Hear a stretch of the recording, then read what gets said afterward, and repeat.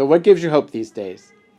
Well, as a person of faith, the reflections on peace, justice, and liberation on this Advent season really brings me hope, to my life and family. But also the way this community that I am serving, is reacting, is working very hard despite all the burdens they have on their shoulders. That brings me a lot of hope because I can see that there is life, in the midst of all their struggles. They still keep that strong faith that God is doing something different. So many things around us, and despite all these situations, happening in like Ferguson, like these other places that so many of our brothers and sisters, being in detention, sometimes just for not having a driving license or something like that.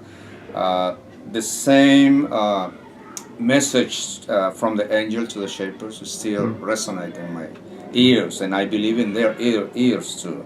Don't be afraid. This is still hope. The gospel still has hope for all of us in this place. Nice. So what do you think that we should be talking about? I believe we should be talking about unity by means of reconversion. And what I mean is that it seems that, especially we as Presbyterians and Christians in general, I guess, we are probably in different agendas.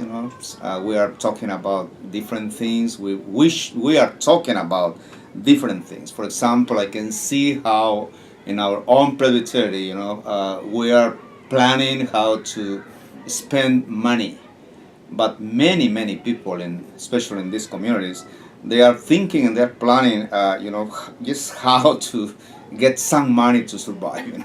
They don't have nothing. They are just asking, praying for a couple of days of work in order to have money just for to cover their basic things. So unity for me is very important. So as Christian people, how can we come together despite our differences, despite our resources, and be a real church. Be a real church. Be a group of people in these different cities that have the same agenda. Not only praying but also fighting for justice, fighting for to stop the oppression. In a way to create a better way of life for these thousands of people who don't have nothing but their faith in Christ, the Messiah. So Jesus coming really brings real hope to the poor and oppressed. That there is no question about it. But also for me, Jesus coming must bring some light to all of those who are blind, who are in the darkness of sins. And believe me, too many Christians are in that situation as well.